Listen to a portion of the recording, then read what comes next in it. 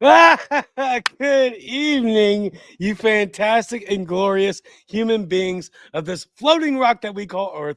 Welcome to Off the Wire. I am your host, Noel Lynn, aka the Cajun Libertarian. And tonight we have a very special guest in Joel, aka the Infinite Zeal. And we're going to talk about so much, but more importantly, in the light of all that is disastrous in the impending doom and fall of the West, we're going to have some fun. And we're going to talk about things that are important that affect you personally, that you're going to laugh at, you may cry at, you may smile, you may frown, you may get infuriated, but we will give you all of the news in sincerity, which is very rare and very lacking in all of legacy media, as we have seen throughout this week. And then now it's not really getting any better in independent media. So, but we will, because on this channel, we will maintain our integrity and our opinions, and we will criticize what needs to be criticized, and we will praise what needs to be praised. So, without further ado, I want to bring on Joel, but actually, with further ado, I'm sorry, still knocking the rust off here, guys. Go to WT3 at whotouchedit.com, at who touched the thermostat on X, and check out his shirts. My man is doing his best to push what he could push to sell to y'all what he can sell. The best political shirts online. I'm wearing one right now. My new favorite shirt of all time. Communism is demonic. Now, without further ado, Joel, Infinite Zeal. My man, what's happening? What's going on, man? You were talking about the impending doom, and despite of that impending doom, I love to see you have a kick-ass studio. I know you worked really hard on it. It looks great, looks amazing. So thank you, sir. That's one thing that to means be encouraged about. I appreciate that. That truly means a lot. For those of you that don't know, you can only see a fraction of the studio. There's a whole other about 20 by 80 foot of this studio that I'm still trying to prep out for more professional, intense debates and conversations to move this country forward. And I put all this together with my own blood and sweat and cussing mad. Imagine trying to hang OSB board at midnight by yourself above your head. Yeah, it was tough, but it means a lot. The compliments, I promise you, because anybody that knows, Joel, you know this, anything that you worked on this intensely and this hard, that you want it to resonate through for the right reasons, that right reason being number one for me, Jesus Christ. Number two, liberty in America. It means a bunch for every compliment. So thank you, sir. Of course, thank you. And I'm fired up to be here. Thanks for having me. Dude, I am so excited to have you. Hold on, we already got a couple of people in the comment section. What's up? I am the legacy of Jen Kaiser, my guy, Zach. What's up, Joel? What's up, Zach? Grumpy Gnome. Hey, y'all. What's up? What is happening? Look, all right, we're going to get started now. Before we do, please like this show and please share it. Follow Joel, Infinite Zeal, on X. Follow me if you don't already. I imagine you do. If you're watching this channel, it doesn't make any sense that you wouldn't, but if you don't, please do. And the most organic and fundamental way that we can continue to spread this message of love and unity and liberty, most importantly, and anti-communism, is through you guys, through liking the show and sharing it. And then when I start launching them back again onto Google Podcasts, Apple Podcasts, basically anywhere you get your podcast, please leave me a 5-star review and all of that. Now, with that being said, a lot has happened since I logged off of the air Tuesday.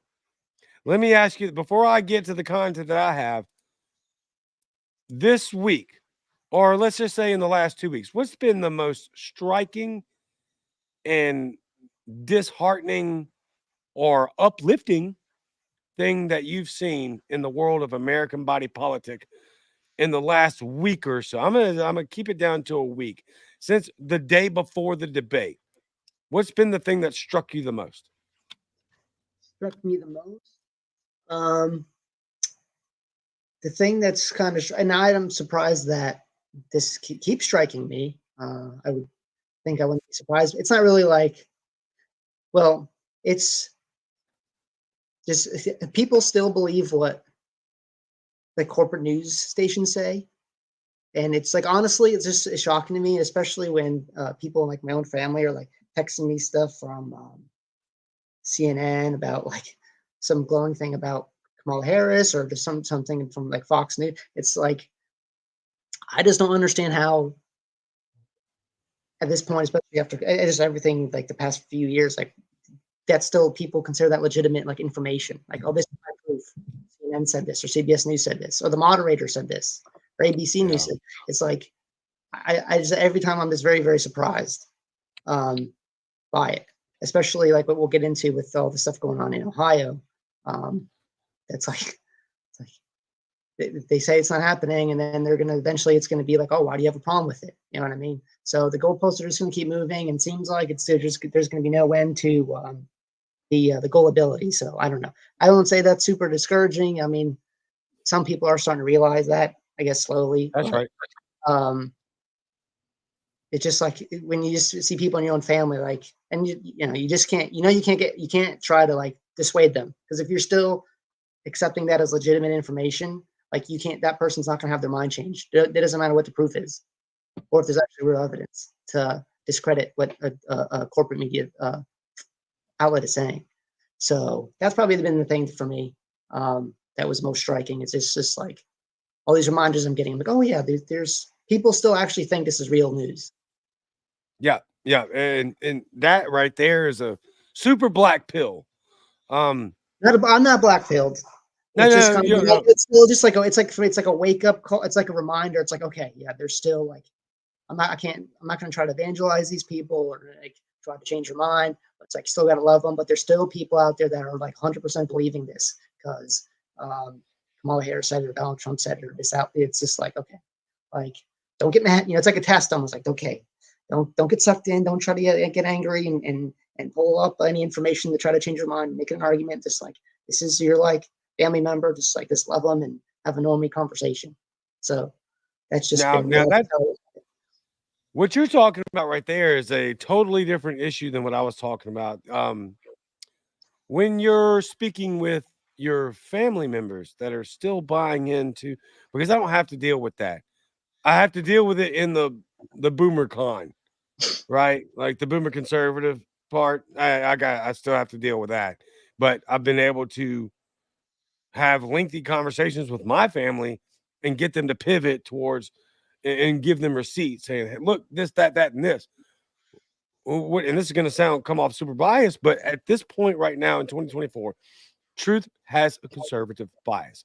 That's just reality. Okay, I can to a degree get my boomer con friends and family to engage in intellectual discourse and get them to try to see here's a receipt. Look at this thing. Now you may still maintain this position, but reevaluate why you have that position. And I can get them to kind of go along. Or even in some circumstances, completely course correct. I have now I don't have any progressive leftist family members, but from what I see on Twitter, which is not a real place, but it's what I see, I can't have a conversation with any of these people. Well, rule number one is don't argue with retards. So I mean, that's a reminder I have to have every day. Don't argue with retards. It's just Yes, like, okay. indeed. It's like, or it's like, okay, I used to think this too. You know, I used to believe them. Um, so I just gotta maybe just takes more patience and more time, and eventually, yeah, they'll maybe you can show them something enlightening, if you will. Yeah, yeah. All right, we got some stuff to get to here. Uh, Before we do, please, everybody watching, listening, if you are close to your device, I understand at this point over the last 3 weeks of me coming back on air that a lot of you are now just putting the show on and just listening. You understand it's family friendly. We don't cuss here. We promote family values. You can put it on in front of your kids, all of that. But please, if you're by your device, comment. It helps drive the algorithm and it helps engage me and the guests in things that you're interested in. It gives me ideas of what you want to talk about, the things that are most important to you. So please comment, please like, please share it, subscribe. With that being said, um, Oh, well, let me check Grumpy Gnome here. I can't get Republicans to say Trump was wrong about the lockdowns. Really? Okay, that's been one of my easier endeavors. That's incredible. Well, But yeah, it's either like, oh, it was the states, or it's, that's oh, not it was wrong. Dr. Fauci's fault. But there's still no really like taking the responsibility. Like, yeah, he shouldn't have done that. He should acknowledge that was wrong. He went too far. He should have been more like Sweden. Um, it's just like it's just an excuse. It's just more excuses. You know what I mean? Handle him with kid gloves. You know, he's never responsible for anything. So that's my So thing. It's like what? it's always the advisor's fault, right? Everything's the advisor's fault who betrayed him. Pence and Fauci and everyone else around him betrayed him. He did the lockdowns. It's like, well, if it's everyone else's fault, that means they made the decision, which means Trump's not president. Because if Trump just gets rolled by his advisors all the time for all these major blunders, then who's really president? Not Trump. So I mean, what are we doing here? And that's a great point. That's an outstanding point, which is one that I wind up getting to. But I have several steps that I take before then. They're not wrong when they say there were no Trump lockdowns. Technically, there were no Trump lockdowns. What I start with is the same problem that I run into Trump humpers and boomercons with the gun stuff, is that they don't believe that Trump actually said, take the guns first, due process second. They don't actually believe that Trump supports red flag laws. They don't actually believe this stuff and then you show it to them, and then it's kind of excuses after that. It's the same thing with the lockdowns. They'll say, "Oh, that was the governor's. He left it," and he's right. They're right. He did, but Trump also praised the lockdowns. Was a main driver of what some of these states did, specifically red states. The blue states were happy about that. They're complete authoritarian, totalitarian. He didn't have a problem convincing them. And never forget, he's a 1990s Democrat anyway. But he had a major influence in the lockdowns, which is something that they don't want to talk about. And Well, it's primarily something they don't know. yeah, no, and he even tweeted. He was like, uh, some governors think the lockdowns or whatever is up to the states. They're wrong. It's up to the president. You know what I mean? So that's maybe his just kind of blustering. You know what I mean? And Trump just kind of acting like he's the big dog in that. But he did say like, oh, the governors think it's their decision. It's not their decision. It's my decision. I'm the president. I get to decide. So I mean, can't have it really both ways. No, you cannot. No, you cannot. Patrick Kirby says 101, starting with finding common ground is key. I completely agree. I am in a very advantageous position to where I talk to new people every day. Most of them don't uh they don't engage politically like we do, right? But there's an easy way to sneak in certain conversations to where we can talk about these things. I just try to avoid particular names. I avoid conservative, Republican, Democrat, liberal, Trump, Kamala, Biden. I just focus on the issues and then let it resonate. Those one-on-ones are key. Grumpy Gnome says it was taken out of context, is what they always say. Yeah, that's the biggest one I always get. And it's just not. It's just not. So a great example is when they say that, first of all, they'll straight up deny. Trump said, I literally, I like to take the guns first, due process second. Now, yes, he was talking about the mentally ill. Now, is that out of context? No. Why? Because who's determining what is and isn't mentally ill, people? Don't allow. You cannot give the leftists 1 millimeter. That includes Trump, because they will use it against you to destroy you. Because then they'll just say every freaking Christian, conservative, non leftist, progressive psychopath has a mental illness, and they take your guns. So, no, trying to say it's out of context, maybe let's play their little game. Fact check. Mostly false. If we're going to play that game, and mostly false, because who's determining what is and isn't a mental illness? Well, yeah, it's pretty crazy. So yeah, and so the people that say there's 60 genders, and that's not, if you think that that's not a mental illness, those are the ones deciding what mental illness is. Well, it's going to be, oh, you think there's two genders, mental illness. You ever tweeted anything about like Second Amendment? Oh, mental illness, and then yeah, red flag laws take the, anyway, due process second, if at all. Yeah. Like the guy No. in Chicago, didn't they have a guy in Chicago? He supposedly like shot a home intruder or something. And in Chicago, they have very strict gun rights, and even he was within the very strict gun rights in Chicago, and they still took his firearm. Is that correct? I did see something like that. I don't know if you It's saw it. worse than that. It's worse than that. This has happened. What you're saying right now is a blatant example that happens all over the country all the time.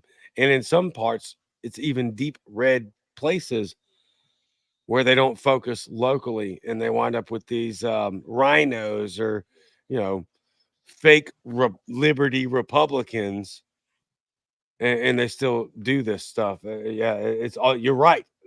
But it's just it happens way more than people want to give it credit for. Patrick, again, I do recall Trump arguing with his advisors saying the cure was worse than disease for the lockdowns. I'm not going to deny that because I don't. I, personally, I never saw that. I don't know, but I if think you he can said that provide a later receipt, on. so after the fact, Yeah, kind of when it was more unpalatable, like the lockdowns, people were getting kind of sick of it. I could be wrong about that, but that's as far as I remember. okay, all right. Well, we got a breaking comment, so let's get to it. I want to show this first video to y'all because, quite honestly, I with the way the world looks, I think this is something, and I hope you guys have some commentary for it to tell me your opinion about it. Me and Joel are going to give our opinions regardless, and I just think that this is one of the more wholesome and genuine moments that I've seen in politics in a long time. And I think it proves that Joe Biden has been playing a role. He's been cosplaying a role that he was never mentally sufficient to do. I think it exemplifies that tremendously because is the man old? Yes. Is he in cognitive decline? Yes. But does it get worse when he's lying? Yes. But when he's being authentic, it looks totally different. Let's watch it. There you go, man. I need that hat. Want my autograph? Hell no. You know my name. Come on. I ain't going that far. Yeah, you said you would do a selfie. There you go. Yeah.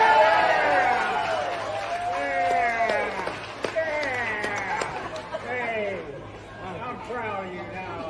You old fart. Huh?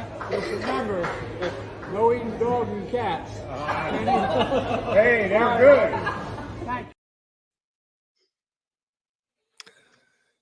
That, to me, shows everything wrong with politics.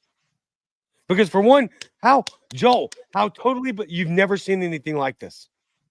Okay, this complete scenario is unprecedented. They kick the man out against his will. Now, it was horrible for the country, but again, when you look at that video, it's authentic. And I can only share so much of it, but you go back a little bit further. The old retired firefighter says, "You're an old fart," and he's like, "Yeah, I'm an old fart. So are you. You know something about that." And then it cuts kind of like to that part, and Joe Biden looks at him and says, "I need that hat." And what's he say? "You want me to sign it for you?" And he says, "Oh, hell no." And the crowd says, "Put it on." He says, "I'm not going that far." Like that is actually Joe Biden. That's him being real and authentic in a situation that nobody's ever, you never seen the opposition party literally putting on their opponent's campaign hat. So I ask you, Joel, how much of that is authentic? How much do you think it's playing to the cameras? Or the third element that's being introduced as the more prominent conspiracy theory, in that he freaking hates Kamala Harris and being kicked off the ballot, and secretly, deep down, he wants Trump to win. What's your Well, opinion? Go. I think a couple things can be true at once. I mean, as for the camera thing, I doubt he probably knew any cameras were there. I mean, he's just that out of it. But I mean, it was pretty genuine. That's kind of the Joe Biden charm. Like Grandpa Joe kind of gets along with everybody, and he's so jovial and that kind of thing. So it seemed pretty genuine. And he probably also does hate Kamala Harris. Probably everybody hates Kamala Harris. Just from what you hear about Kamala Harris's right. staff turnover and stuff, and no one likes working for her, and some of them even were like bad mouthing her and like the media and stuff. So, and I'm sure Jill Biden hates her guts too. So they were forced out of office. They didn't want to be. I'm sure and it is kind of funny timing right after the debate when Trump was like, "Oh yeah, Joe hates her," and then the next day or so he's putting on the Trump hat. So it's quite amusing. Yeah, it was funny. But the thing is, like, you see that kind of genuine moment, and you kind of, you could say it's a quote unquote timeline cleanse, I guess. It's a nice moment. It's really funny. I thought it was hilarious. It was good. But it's like, and then you just think it's like, okay, like you want to kind of feel bad for Joe Biden because obviously he's out of it and he's so old and everything. Right. He does have those kind of genuine moments in him, but then you think it's like, man, this guy's so like actually like bad. It's like, where's the line? Like, oh, I want to like have this enjoyable kind of really funny moment when he puts on the hat, and then it's like, yeah, but he's Joe Biden. You know what I mean? It's like he shared with his daughter. It's like it's kind of like I mean, it's oh, you had to bring it all completely dark. Yeah. Super corrupt. You know what I mean? I know. Maybe I ruined it, but it's like that's what I thought. No. So no, it's good. So yeah. No, I think it's excellent that you bring it back to the dark side of Biden, right? I just think that in this moment, he's an old man. Yeah. Fair enough. I think it shows that the last 3 years completely fraudulent, right? Because look, here's my thing. If remember the town hall or whatever we're going to call it, where he's standing on the podium beating the desk like Hitler with the blood red background, talking about MAGA extremists. I'm like, bro, if dude actually believed that, if he actually thought Trump was an existential threat to America, if he thought that all of the things he said when he thought he was campaigning for the next election, you could never get me to put on a Trump hat if that were the case. If I genuinely thought that, if I genuinely believed it. No, yeah. What is he doing? Right. Yeah, and it's kind of goes to show, especially after Thomas Massey's speech about political theater. That was amazing. So it's like the problem is people think the theater's real. And it's just another classic example of that. So yeah, it's all rhetoric. It's all, none of it's real, but it is real in the sense that, like, obviously, he, like you said, he didn't actually mean it, but people believe it because media, pushes that out to everybody, and then now that's how you get, we obviously all see the division and tension. So, I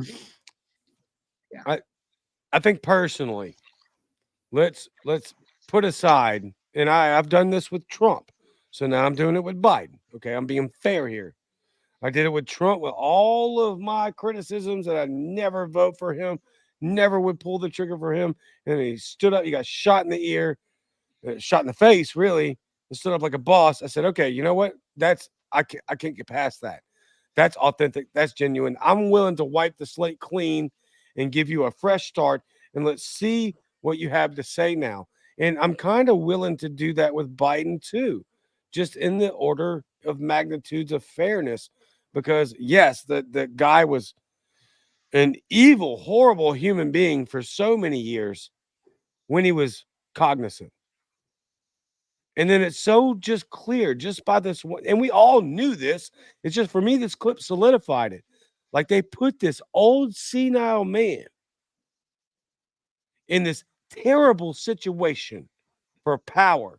And then when they realized they couldn't have that power anymore, they threw him in a freaking ditch.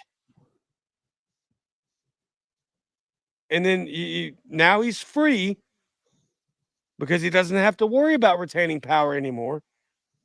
And so he does these organically natural things that make him likable. And if anybody has paid attention to Joe Biden's career, he's never been likable. I think this is him, authentic. I think this is authentically him.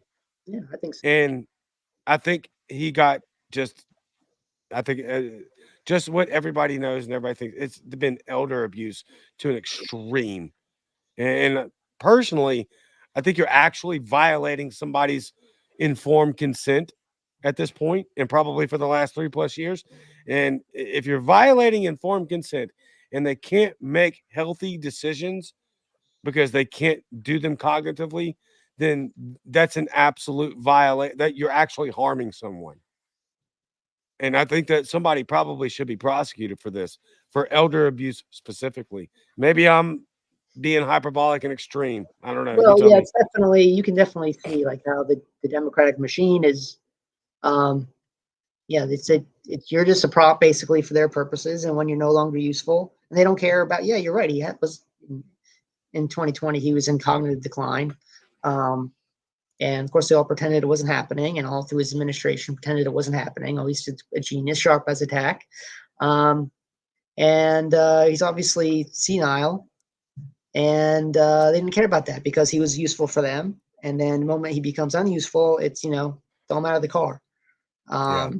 So yeah, it just shows you the ruthlessness and of the Democratic machine. They don't, they're soulless demons. So that's how the political parties work. And soulless demons. Yes. Sean says Biden has been and always will be a puppet. Never was fit for the Oval Office. This is all just government theater. Yep, for sure. One more from Sean. Thank you, Sean, for commenting. Please, y'all, comment, like, share the show. That's how we drive the algorithm. That's how we get to people and we reach them. I'm not asking you to spend a freaking penny unless you want to go to Who Touched the Thermostat and buy a shirt, because we need to prop up people that are doing the right thing, and that man needs your help. Go to whotouchedit.com. Who Touched the Thermostat on Twitter. Never forget, Corn Pop was a bad dude. Joe Biden, he said bad man, but it was bad dude. Yep, yes, indeed. All right, we need to get on to the next subject matter, but it's a continuation of this one. Now, did you hear the I'm going to play this again, and I want everybody to listen to the last words of what Joe says. Let me get rid of Sean's comment. Sean, thank you very much for commenting. Sorry, but I get you off my screen. I want to play it again, and I want you to hear the last words that you can really make out from Joe in this clip. Listen.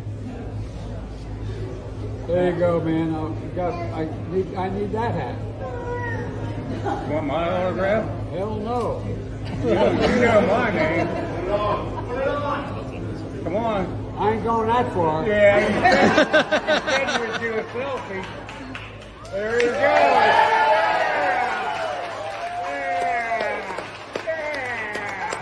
Hey, I'm proud of you now.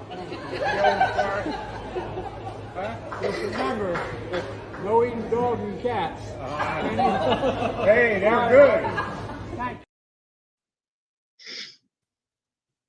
No eating dogs and cats. That's a clear reference to the debate. Now, I'm gonna be honest with y'all. As Joel and I talked about before the show, I wasn't really interested in revisiting the debate. I thought it was a overt letdown for any Trump debate, because when I see a Trump debate, I just want all of the clips of him being an absolute bulldog and reckless and just throwing zingers left and right.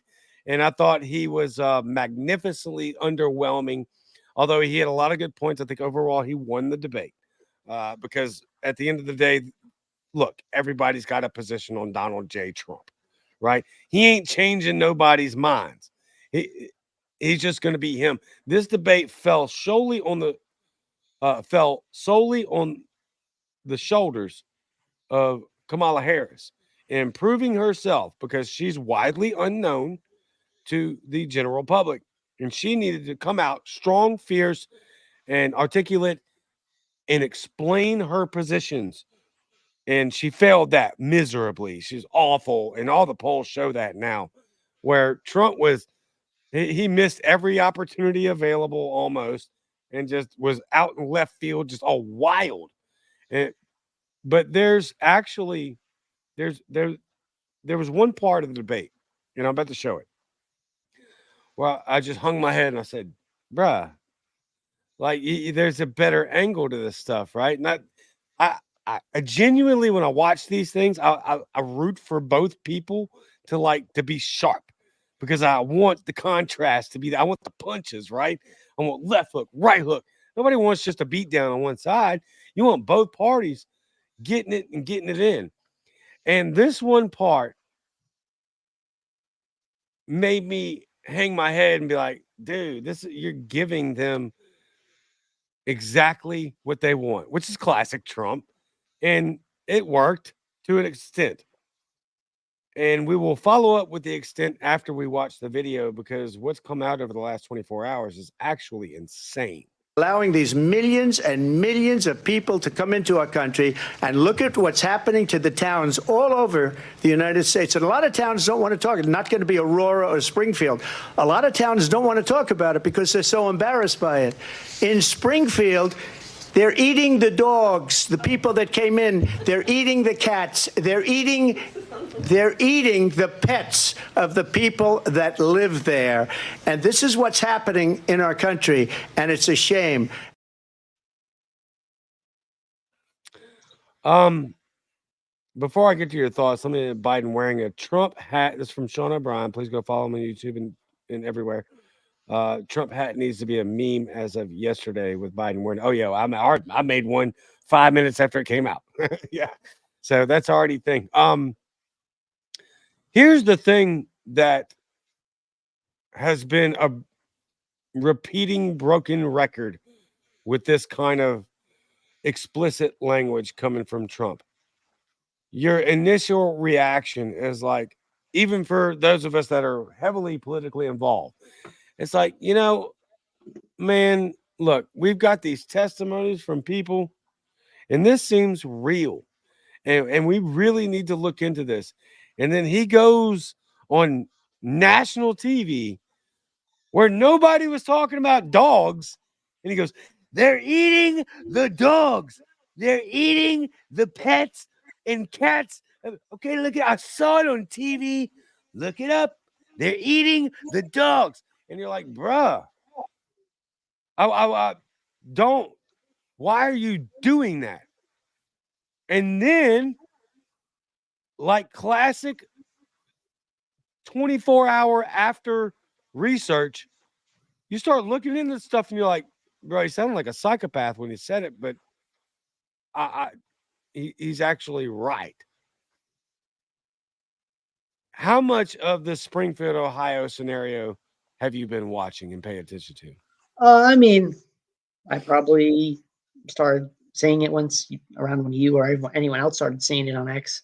But it was funny, yeah, because when he said that, afterwards everyone was saying, everyone on X was like, why did he do that? He fell into the Kamala's trap. She baited him he got baited into bringing it up. And, so everyone was kind of like, saying it was like a negative thing that he did that. That was all the reaction that I saw, like what you were saying. And then just shined a light on it, because I'm sure a lot of people are like, oh, this is so stupid. Like, there's no way. And then they maybe just go to see what's happened, and then they're just blown away by all the videos or pictures they're seeing, and then the city council meetings or whatever. So that's kind of the Trump. What he's just really good at is he kind of makes, and maybe it's like 50-60% true, and maybe like he's saying dogs and cats. I don't know if they're actually eating dogs. Right. But maybe most of it's, people get the point. It's like, oh, they're eating animals. So he kind of shined a light on it, and now it's kind of out in the open, and there's really no denying it at this point. So, Yeah, it's Yeah, just it ended up being it's like a classic Trump thing. It just is because all the establishment media was going after him about that, and so that's how you kind of know like he's onto something. yeah, and so I want to highlight that. And thank you, Alan. I've got much better Trump impersonations than this. It was off the wire, it was off the cuff, and I've got bigly impersonations of Donald J. Trump. Anyway, yeah. So thank you, Alan. So I think what you just said was probably the most accurate analysis that I've heard so far. And it's kind of alarming that we forget what you just did there is so incredibly important because some of these videos, and one of which I'm about to show, it was out before the speech. It was out before the speech. And I can see that he says TV because he's 80 years old, and we all know it's not on TV. What he's talking about is the internet, right? And so that's another blunder that you just can't. Just gotta remember this is where this guy comes from. But then the fact that what you say is absolutely 1000% true, that he puts this spotlight because he has a platform like no other politician has ever had before. And he uses it like no other politician has ever had before. And then you start getting into it and looking at it, and you're like, holy mother of goodness. Like, yeah, it may have been dogs, but it's so much worse. So let me play this. And this was before the debate, which is probably one of the clips that he saw. And then we're going to get into what I've been able to find through other various resources and things that you've been able to find through Trump putting a highlight on this situation, a spotlight on it. Now, I want to say this to the people of Springfield. I absolutely cannot imagine what you're going through. That's crazy, right? This is not anything American culture is used to, not even in the slightest bit. No, it shouldn't be tolerated. This is why you can't have open borders. You're a psychopathic idiot if you think that's a real situation. No, you have to vet people that are coming into your country. You don't have a country. They need to be able to understand this is the culture that we live in here. And then we can help the progress along the way. What's happening is, and mind you, Springfield, Ohio has a community of about 50 to 60,000 people. And they dumped 20,000 Haitian immigrants with no assimilation, no vetting process into this tiny town of 50 to 60,000. 20,000 in a town of 50 to 60,000. Yo, that's coordinated. That's by design. And the only reason it's by design is to destruct. Now, let me play this video. But immigrants over there. And I don't even want to like seem like I'm coming down on the immigrants because it's the people that's bringing them down here. Because wherever they're at, that's what they're used to, bro. They're in the park grabbing up ducks by their neck and cutting their head off and walking off with them and eating them. Like, look, and I prefaced all that the way I did because this is probably the greatest clip I've ever seen from a city council meeting. It is so unadulterated, unfiltered, and authentically raw. It's so incredible. Listen to the inflection of the man. I want to play it again because legitimately, and again, to the people of Springfield, Ohio, I'm sorry. I don't mean it in a derogatory sense. I can only imagine the frustration and all the clips that have come out from people just absolutely cannot take it anymore.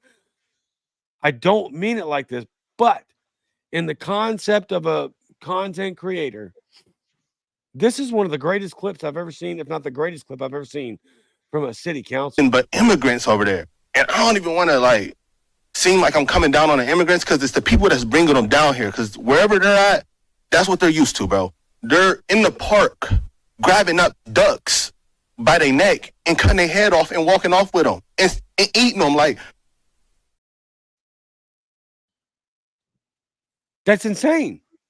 And the fact that the whole Democrat apparatus is just denying that this is happening when you got these real people going through real things that are not a part of our culture, which matters. This is the result. Joel, I'm going to check comments. Go for it, brother. Yeah, I mean, I think that video, I definitely saw that video before the debate, like maybe 2 days before, a day before. That was going around. So it's just kind of funny when Trump first mentioned the dogs and cats, Kamala Harris starts laughing and the moderators are like, no, it didn't, but it's like, you'd think like, of course we're not dealing with real journalists or media. So like, but that guy went to that video has been out for like at least a day or two. And like, you're just like acting like it didn't exist. So, but now it's unavoidable. So that's a good thing about it. But yeah, it's I wonder if we're going to start seeing more, like when Trump was president, when he said Haiti was a bleep hole country, supposedly, everybody pretended like Haiti was like this amazing place. That Conan went down there, he did his little thing, his visit to Haiti, and we all had to pretend that Haiti is just like this beacon of civilization.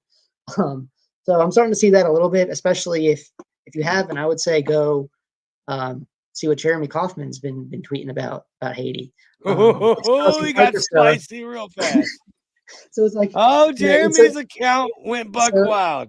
So that guy at the city council meeting was right. He's like, that's what they're used to. So if you see some of his videos, you get a good context of how they live, what kind of I don't want to say really culture. It's, I don't know what to say, what to call it, but I mean, it's not like, I guess if you want to call that culture, I guess. Okay, so let me. It's just a good context to see like how they live. It's just like completely destitute. So what do you think is going to happen when you force them all to live up here? It's going to like nothing's really going to change. Yeah, they may have actually like a real house to live in or something, but the how they survive and live and like eat and stuff isn't going to. They're not going to go to the grocery store and you can give them a SNAP card or whatever. They're not going to the grocery store, which they have. Groceries, and they're going to be doing what they're doing. So at least now, like I said, there's a spotlight on it, and maybe we can someone will at least pretend to care about the immigration issue. Well, so I'm glad you brought that up because again, that spotlight has been tremendous, and I'll highlight a few reasons why. Number one, let's talk about what we're defining is or isn't culture when it comes to these people. This is undoubtedly their culture, and I'm banking this on some Google research that in Haiti, apparently they do value cats as like some sort of precious meat, and they also use them for voodoo rituals, which goes back to, again, you watch, let me play the clip, because on its face, you're like, this guy is freaking nuts. But hear me out. Let's watch it and let's go. Allowing these millions and millions of people to come into our country and look at what's happening to the towns all over the United States. And a lot of towns don't want to talk. It's not going to be Aurora or Springfield. A lot of towns don't want to talk about it because they're so embarrassed by it. In Springfield, they're eating the dogs, the people that came in. They're eating the cats. They're eating the pets of the people that live there. And this is what's happening in our country, and it's a shame. Okay, number one, Kamala's reaction, complete disregard. It's so condescending and disrespectful because what if they're actually going through it? This isn't the first time we've seen this unhinged man say some off-the-wall garbage that kind of missed the point, or the facts around it he didn't quite get right, but the overarching statement is completely correct. This has been proven more than one time, and her reaction should speak volumes to the people of Ohio. That just means she does not care whatsoever about you at all and dismisses everything that you have, every concern that you might possibly have. Now, after this, after Trump shone that light on this, what did we find out? This is crazy. Okay. We found out that multiple people, like lots of people, have reported their pets gone missing. Lots of people, like including farmers or small town farmers, have said, hey, I just found my pig decapitated out here. And the rest of the entrails are gone. There's multiple reports of people saying my cat went missing or my neighbor's cat went missing. And I see it down the street hung in a tree for a voodoo ritual. So it is cultural, because if the research proves true that Haitians actually do place a higher value on cat meat than any other, then it's makes sense that these people are reporting this stuff. And then you got the one guy who's clearly being authentic and has a very good mindset, saying, it's not the immigrants' fault. This is just where they're at. That's what they're going to do, bro. They're snatching up ducks by the neck in the park and taking off their heads and walking off with them. You can tell he's not lying. He's not lying. So it is their culture. You may have a point there for sure. And I think if there's any open borders libertarians in Ohio, there probably aren't any anymore. You know what I mean? Yeah, right. If there's any open borders libertarians in Springfield, there probably aren't any left. Because it all takes something like that to really be like, yeah, let me rethink this. We don't want really anybody from around the world just coming, like living next door to you. Right.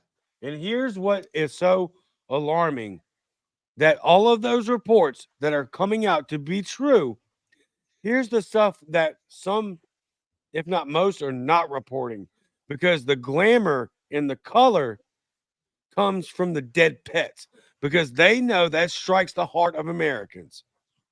We don't go, and then the progressive left is trying to relate it to hunting. It's just beyond despicable to me. Like you're a psychopath, disgusting human being. If you want to go hunting ducks, there's a marsh for you to do that, because that's important. Because if you have too much waterfowl in any swampish area, it will wreck your ecosystem. So it's important to hunt those ducks. But this is America.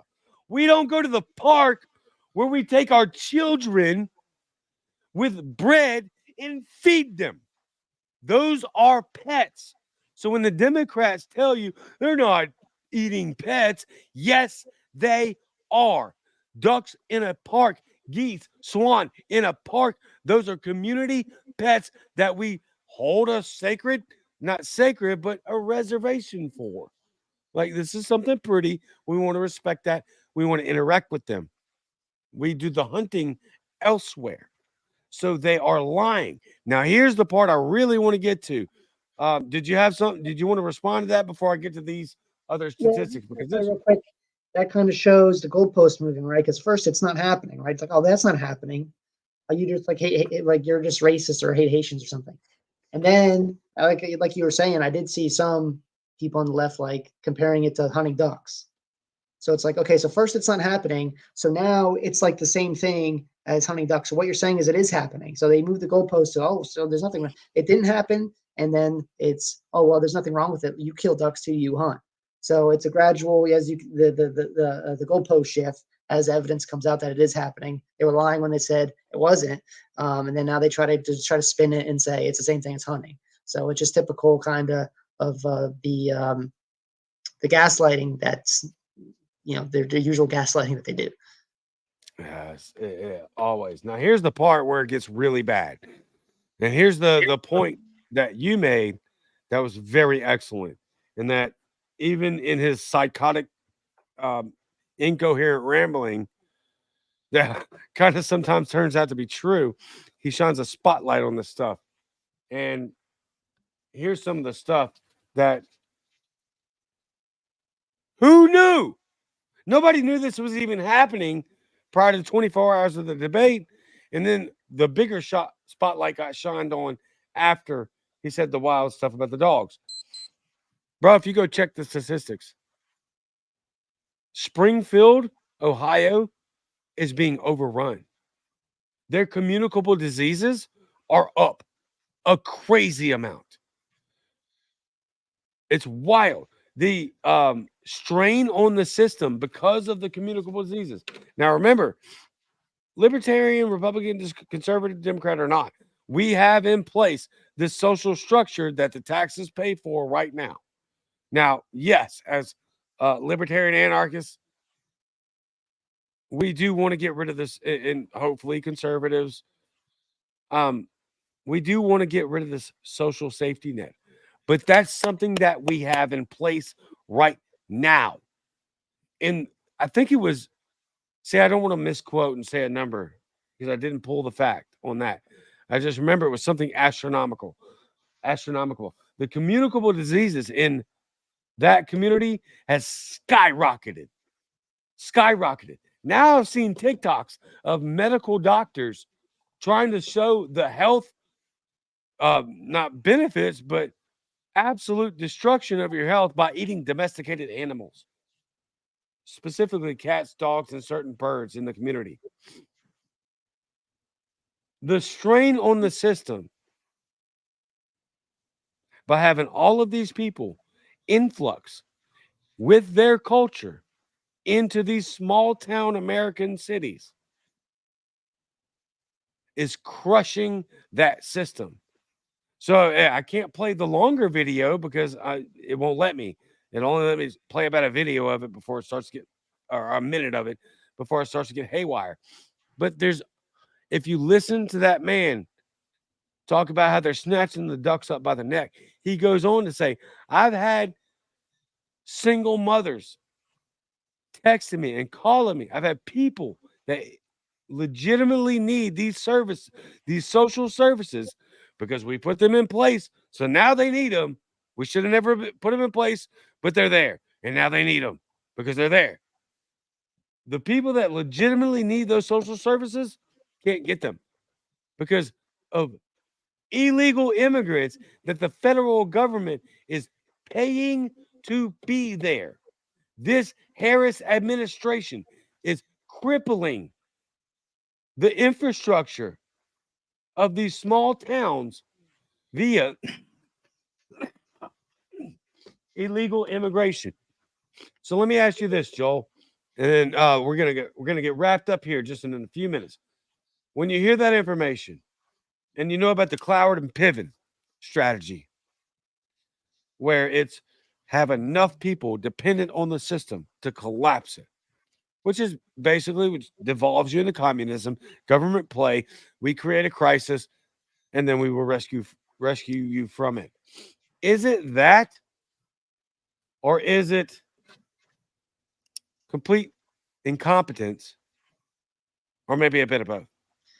Well, I would say it'd be a bit of both. It's definitely intentional, and that's where the useful idiot comes in, i.e., your Congress, your local and state governments, right? So it's not like they're like in on. It's not like they're in on the grand conspiracy, but they're the useful idiots. They're gonna they're controlled. They don't work for the people who voted them into office. We know that about our Congress. They don't. Their constituency is not the people they represent. Their constituency is Right. the various lobbies like Israel lobby and military lobby and all that kind of stuff. So that's why you don't see the border security. That's why the governor doesn't secure the border. The governor of Texas. I mean, if you hear about Texas, but they can't even defy the federal government and secure their own border.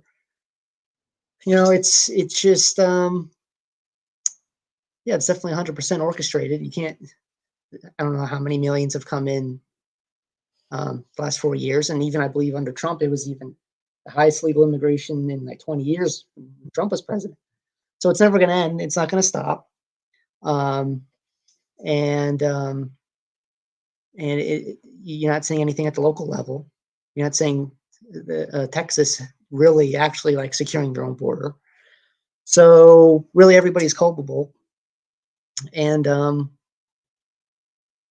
yeah, I mean, I mean, I don't know what we can do about it on an individual level, but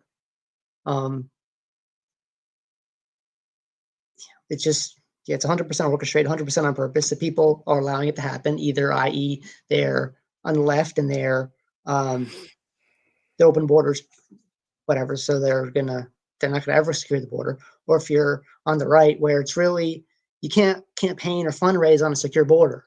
So you really kind of, maybe you do a few things for the photo ops or whatever. You lay some razor wire down, but really at the end of the day, you're not really. It's kind of a negligible difference as far as stemming the flow of illegal immigrants. So that's just how I see it.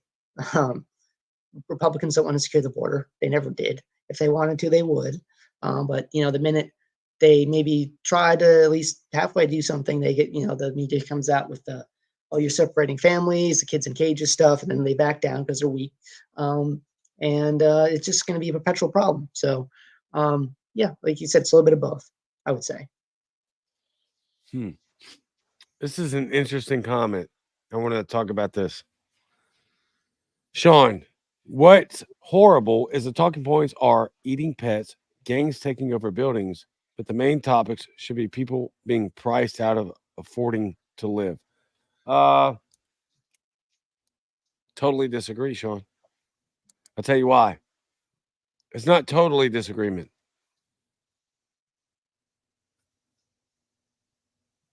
Don't diminish the first two comments about eating people's pets, which is the underlying point there is that you're literally flying in and issuing these people that have no cultural assimilation to America whatsoever or appreciation for any American values.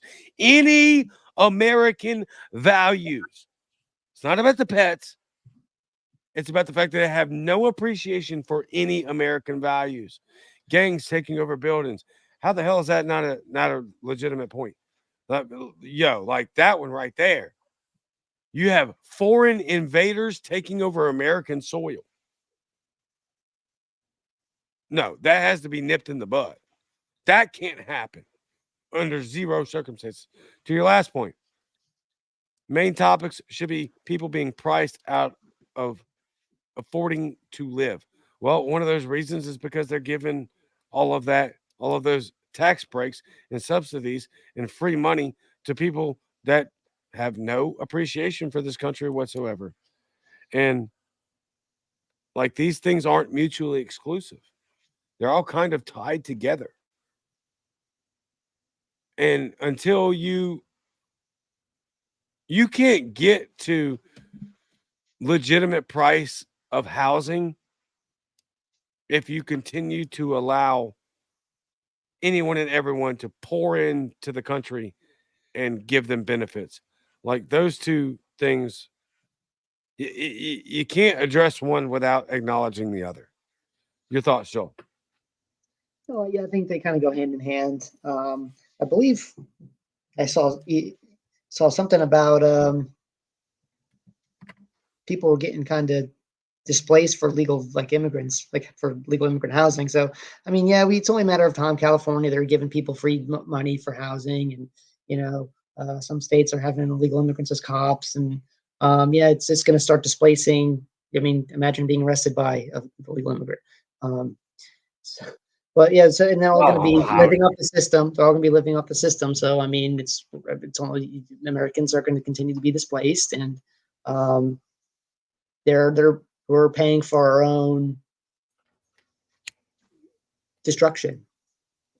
So I mean, they're living off. They're not really contributing anything to probably society or to the economy. How much they're actually paying in taxes, I don't know. It doesn't really matter. But we're subsidizing it. So, I mean, this is really the Revolutionary War was like, I'm not saying start Revolutionary War, but it's like, that was like taxation, not representation. If this is taxation, the same thing. It's like taxation to fund the Everyone else but us. in the United States. So I mean, same thing. Just the taxation, the representation. It's not even going to Americans. So I mean, yeah, both things go together. So Sean says inflation, deficit spending, and cost of living across the board are the biggest issues right now that needs immediate attention. I don't disagree. Again, I think that mass illegal migration being dumped onto these tiny towns, it just is gas on the fire. And if we're going to address the issues that Sean's presenting, which are very real issues, and he's spot on there, inflation, deficit spending, cost of living, man, you get there's no way to handle that without getting rid of the Federal Reserve and cutting government spending. You can't cut government spending, which drives inflation. You can't cut, which drives the cost of living. You can't cut deficit spending so long as you're importing everyone from the third world. yeah, and it doesn't stop until it doesn't seem like the governor of Ohio cares, and it doesn't. The issue doesn't stop until like governors like just start saying, okay, like this is enough. I'm not putting up with this. I don't care whatever protected status they're here under. I don't care what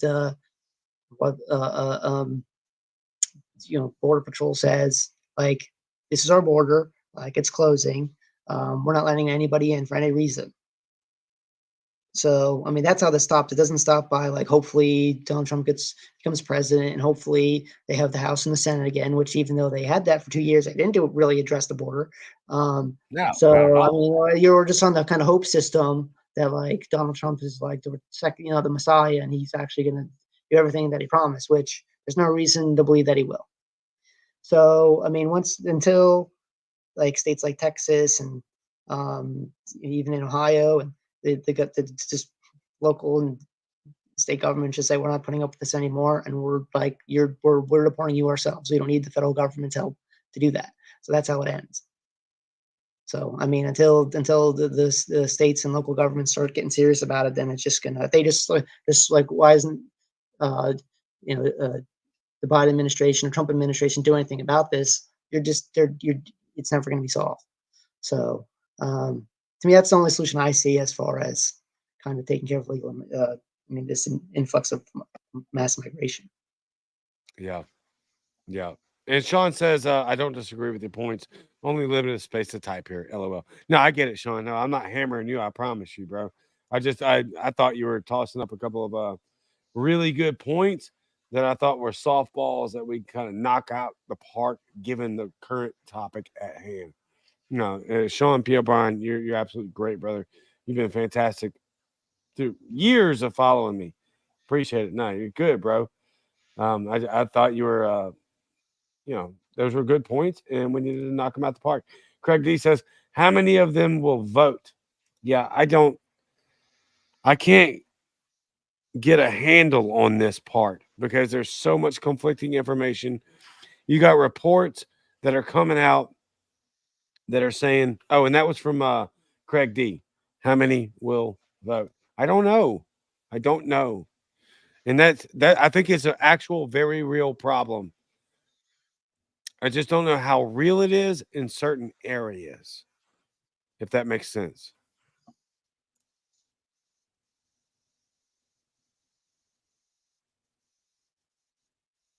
Have you heard anything different about that subject matter about how illegals can or can't vote, Joel?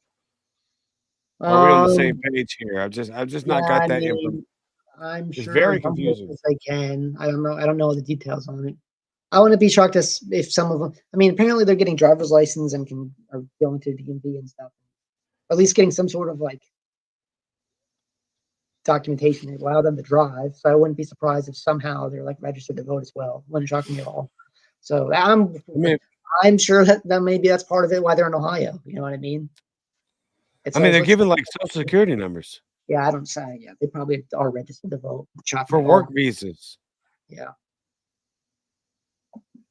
I don't know. And I would just honestly be under the assumption like those people are probably like have the ability to vote in an election. Like that's how going to be my assumption. Just how things are. Wouldn't shock me. personally, and everybody's going to hate this answer unless you're already in this camp, and Joel's already in this camp. But look, if we're being completely honest, y'all, when it comes to federal elections, we're probably somewhere more close to Stalin than we are to George Washington. I mean, let's be real. It doesn't really matter who votes, but who counts the votes. So if they can or can't vote, does that really matter?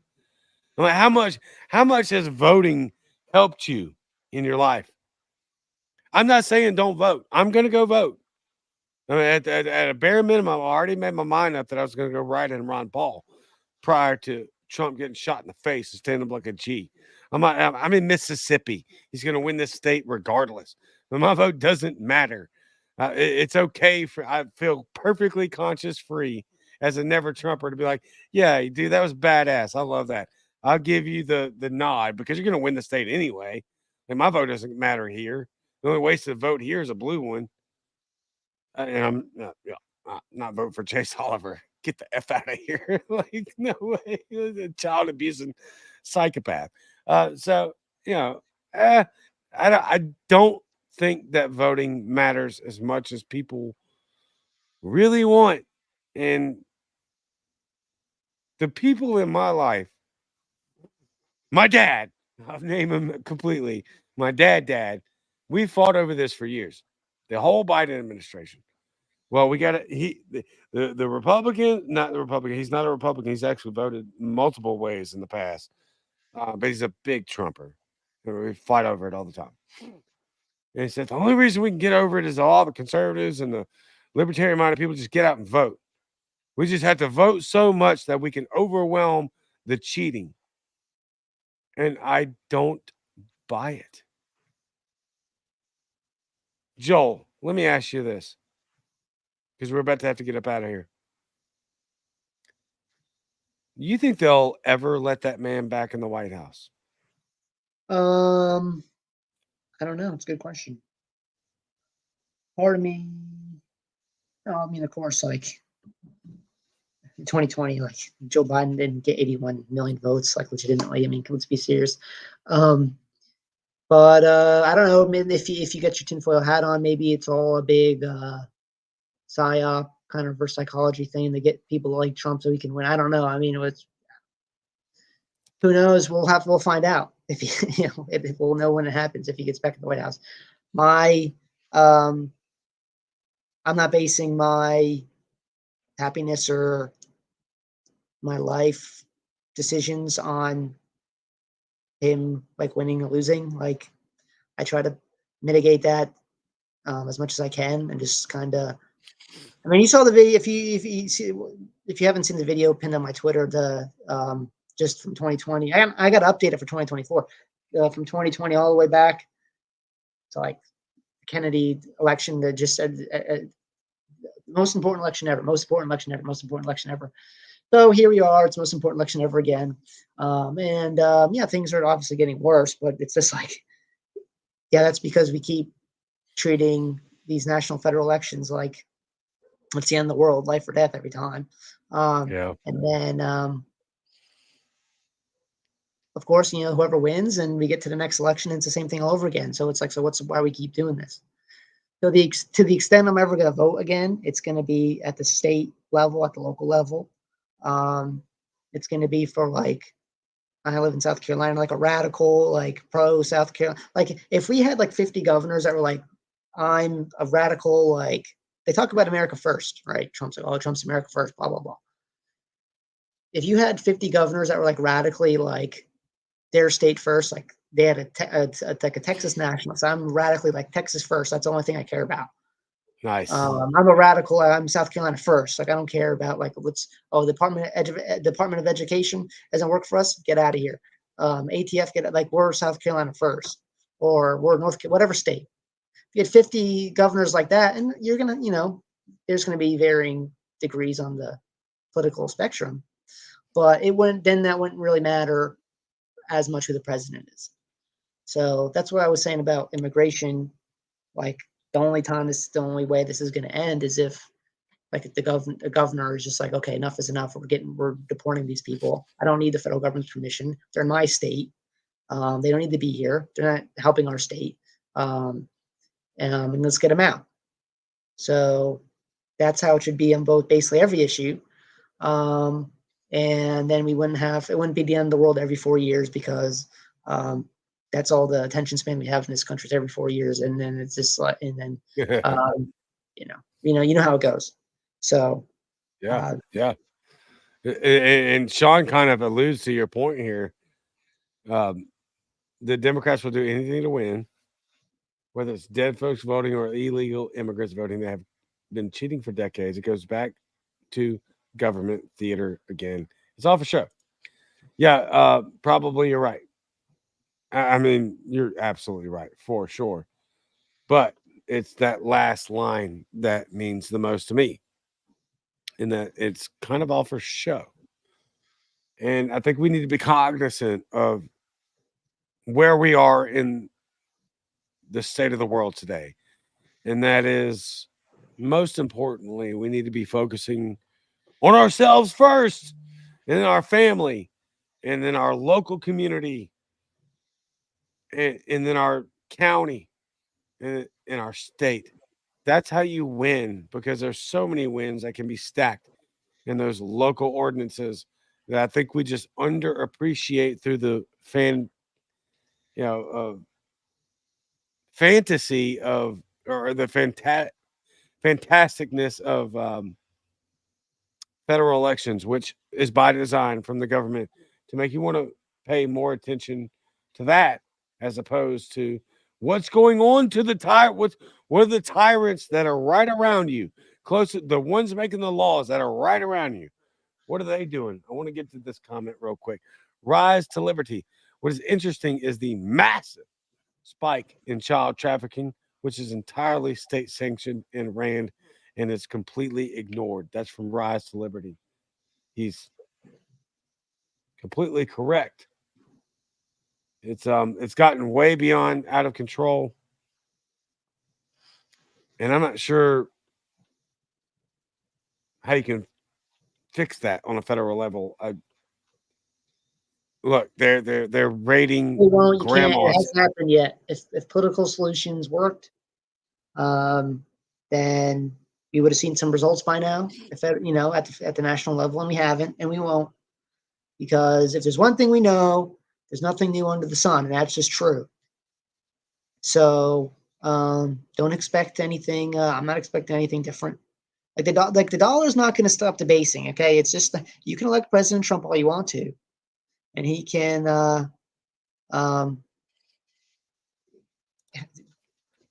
like the dollar's not going to stop being debased. Illegal immigration is not going to stop. War is not going to stop. So I mean, we're just continuing to perpetuate these things by legitimizing it, by voting for it, which means if we vote for it, that means we're legitimizing it, which means like we expect there to be some sort of solution and some sort of for them to, make things better to a degree, which, I mean, like I said, it hasn't happened yet. Then if political solutions worked, then we would have seen something substantial by now. So, and we haven't, and we won't. Yeah.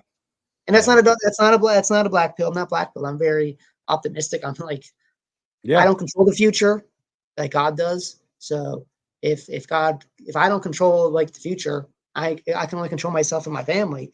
Then, I mean, at the end of the day, I have a pretty good life. My life's gotten better since Joe Biden's been president. It's not because Joe Biden did anything for me, but that's not to say that's for yourself. It's just like, okay, like at a certain point you have to recognize trend, and like, okay, after like 50th time in a row, like I think it's safe to assume it's going to happen again. There's really no reason to think that people in Congress or government have any desire to change things. So until there's until every congressman's like Thomas Massey, then like we're just gonna kind of this thing's just gonna keep going. Yeah. Throw a rock in the ocean and hope the crab catches it. It's about trying to wish that we get more Thomas Masseys in office. But yeah, I love the sentiment. I'm absolutely 100% in agreement here. Craig D says if Trump wins, he might want to get private security. Craig, my brother in Christ, my guy should have had private security a year ago, 2 years ago. Craig, you're absolutely correct. I think he does have private security now. Like, oh my gosh. And that's something that was very, very, very disturbing in the debate, regardless of where you fall in line politically. The fact that when Trump mentioned he got shot in the head because of the rhetoric that she was using and that they continue to use, he's spot on that. And then they just horrifyingly cut him off and moved right up, like as if we're not some. This is one of the wildest things I've ever seen in politics in my life, like legitimately, and we just don't talk about it. The fact that a former president got shot in the face, stood up like a boss with blood running down his cheeks, and then we just memory hole that 3 weeks later. That's insane. If it were, it wouldn't matter who the president, Joe Biden, Obama, Bush, Trump, Clinton, anybody that would have done that. That should be a freaking 24-hour news cycle for a long time. It's crazy. So yes, I think Trump does have private security, and he should have always had it. But again, I hate to say this, but Trump trusting the government for his protection and then defending that government agency after he got shot in the face, it's just wild to me. I don't get that at all. Alan Garman says, I simply cannot afford 4 more years of Kamala. No, you can't. That's a reality. And then again, if you're just a realistic person, if this continues, then what Joel's talking about, where, and I'm co-signing that, we just bought our first house in April, despite of how bad everything was. We did the things that we knew were right and built ourselves up in spite of the government. I'm not sure that that's going to be a possibility in the near future if we continue with the progressives. Sean says, Joel is absolutely correct. Grassroots, local, county, state government is where we change is the most important. Elect the libertarian-minded sheriff, work up from there. Excellent point, my brother. Excellent point. I've been saying for oh gosh. I hate it. Wow, I can't believe I've been involved in politics this long. Feels like I just got started. But I've been saying for probably a year and a half now that your 3 most important positions are sheriff, school board, and state attorney general. Those three things are your most important votes right now until the votes truly don't matter. Vote order. Great follow-up. Great show from Craig.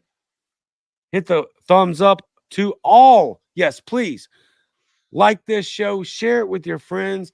It's easy to just hit the share button. Y'all, I'm asking you for anything. Joel's not asking you for anything other than let's just get the information out there. We have limited time. So please like the show. Hit my notifications bell so every time I go live, you'll know about it. Follow Joel at Infinite Zeal. And let's get this ball rolling. Thomas Massey, hearts and hearts. All right. Well, one more. Sorry. I feel like I missed some comments here. If I missed your comment, I'm sorry. There was a lot of them. I'm trying to get every one of them. Rise to liberty. The only solution is to exit and build to beat them at their game. Let me look over here. It's better to read. The only solution is to exit and build. To beat them at their own game, we must refuse to participate in their system. Let's build our own. They can go to HE double hockey stick. Yeah, the parallel economy is going to be the winning formula, which, if we're being totally honest, and people hate this term, it's called national divorce. A parallel economy. A parallel economy to a nation is national divorce. That's what that means. Everything about a nation is predicated upon the economy. So if you're building a completely separate economy than the state approved one or the state supported one, then that's national secession in my mind. It's just not along the hard lines of we don't want to share government with you anymore.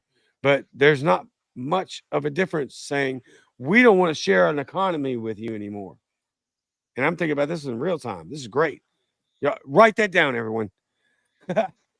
If you're not willing to share an economy with a certain subsect of people, guess what?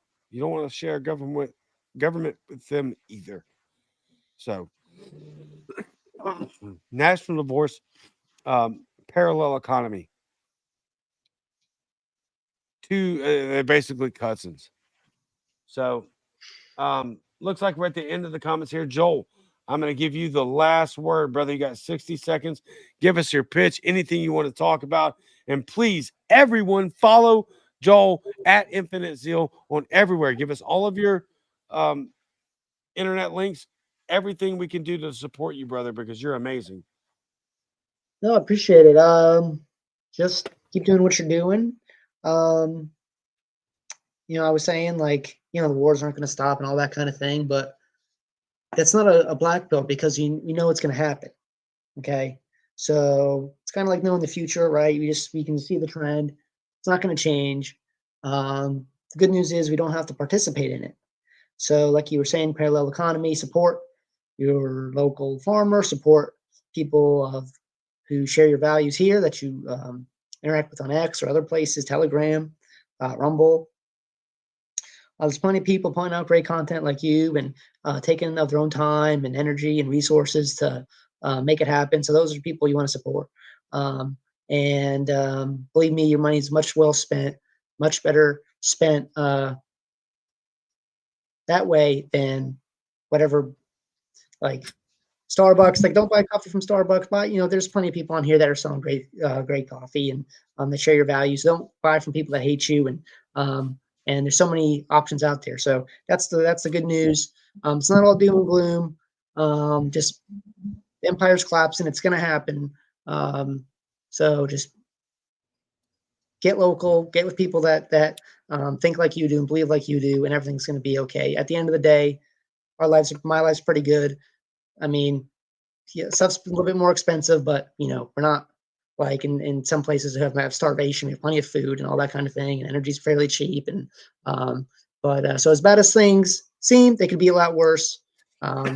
So just keep going, keep being positive, and keep memeing. Never stop doing that. And there's plenty of things to make light of and to laugh at and find the silver lining. So I think we can still do that every day, despite how we're told the end of the world is imminent. It's not the end of the world. The sun's going to come up tomorrow. So That's right. There's a couple of comments I did glaze over, and Joel's absolutely correct. Chase, thumbs down. Yeah, of course. I don't want to give that guy any airtime. Chase nothing but yeah, sure. He's complete garbage. Cajun, no, I'm not voting for Chase, but he's libertarian. No, he's not. He's a progressive leftist authoritarian cosplaying as a libertarian. He hates freedom. He hates liberty. He's a garbage candidate that stole the election through backdoor deals. Okay. There was one comment that I wanted to end on, and I can't find it. We'll go with that one. Good night, guys. Good night, all of you. 100 and almost 15 congruent viewers. right now as we log off. White pill from Joel. Remember, we still got this. Focus locally. Do what you have to do. The most important tool that you have in your arsenal right now is authenticity coupled with education. And that's going to work. And you're going to have to do it one conversation at a time. I promise you, it will work. So, if you're confused, hit me up. Let me know. Joel, where can they follow you? @_infinite zeal. Any other apps? That's it. Awesome. Brother, you've been awesome. Thank you so much. I appreciate your time. We ran a little long. I apologize for that. But No worries. I can't wait to have you on again. And we will see you sooner than later, my friend. Thank you so much. Thank you.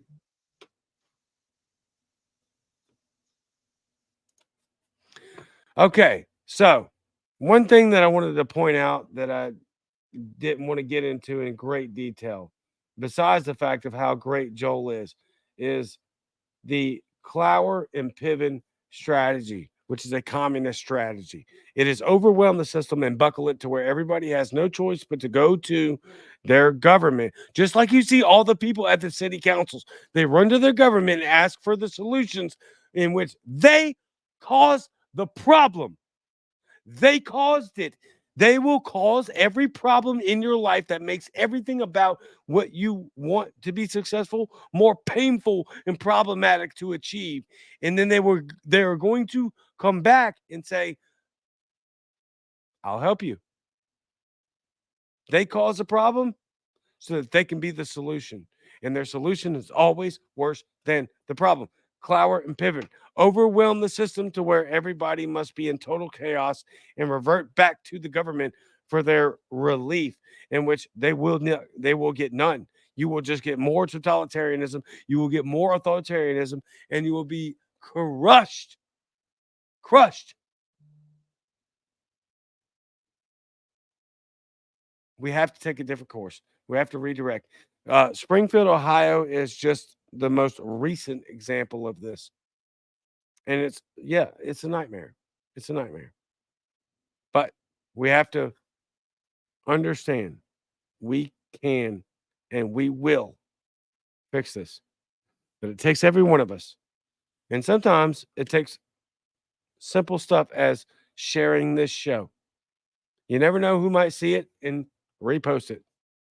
Share it with your friends, hit the share button, hit the like button, follow me, follow Joel, and we can win. It's going to take a lot of work, and it's going to take a lot of conversations like these over and over and over again before it's too late.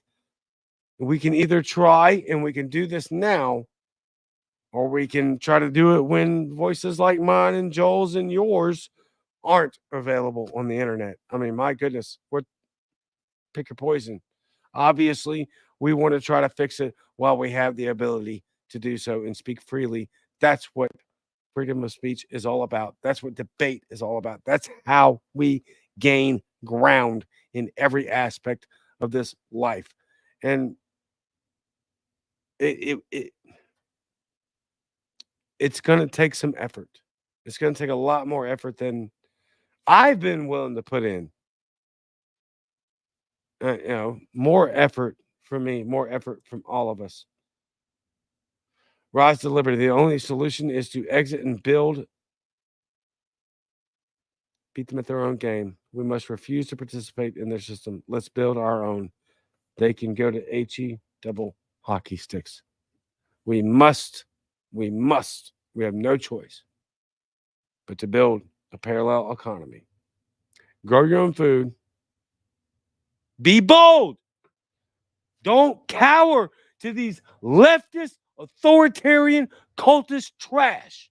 Never apologize to the pitchfork wielding mob of tyrants.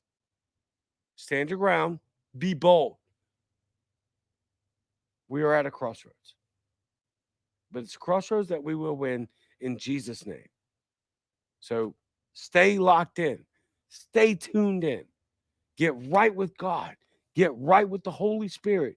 Jesus is your Savior. And then we can move from there to truth, because the truth is all that matters. We cannot win this battle if we're not rooted in truth. Jesus Christ is the way, the truth, and the life. Start there. And then we can go from having honest dialogue with ourselves to other people to everyone else that's going to be involved. We have to win, and we will win. And I'm hopefully laying out a template of what winning looks like and how we can. Craig says, amen. Alan again, good night, guys. All right. I love each and every one of you. Thank you so much. Galatians 2:20. I will see you on Tuesday, barring any crazy world-breaking events that I might have to do a special on. So I guess stay tuned, because that's getting crazier by the second. I at this point, just hit the notifications bell, like, follow, subscribe, and then that way, if I have to do something crazy that's out of schedule, you're going to know about it, and you're going to be able to share it, and you're going to be able to contribute.